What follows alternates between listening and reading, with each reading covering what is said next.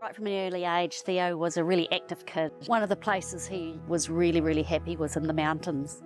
His parents are both avid trampers and mountain climbers, and he inherited their genes and really loved being in the outdoors. I was thrilled when he moved back to Christchurch. As a doting auntie, I spent a lot of time with him, moving him in first to the halls of residence and then into his first flat, and having him around for dinner and feeding him up. It was great having him here in Christchurch. He was in his last year at University of Canterbury. We were right in the middle of the August lockdowns. We had quite regular Zoom family calls, so we caught up with him a couple of days earlier. And he'd been training for the Queenstown Marathon, so as fit as anything. And that Monday morning, he wasn't feeling well and went to the health clinic. Understandably, the medical person there said, oh, it's probably COVID. Did a COVID test and told him to go home and sleep it off and just drink lots of fluid. Later that afternoon, his flatmates heard him groaning in his room and were unable to revive him.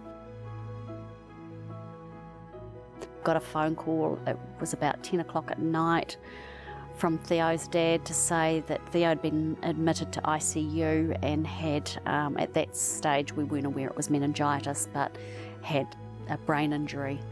Theo's parents were travelling down from Nelson as well to be with him. I managed to get hold of Theo's youngest brother, Seb, and met him at the hospital, and we spent the night with Theo. And it was clear that he was in not a great way. So he was in hospital for a number of days. His parents made the very courageous decision to donate his organs, but it would have been what Theo would have wanted as well. And I think for all of us, we wanted something good to come out of what was a truly tragic and awful thing.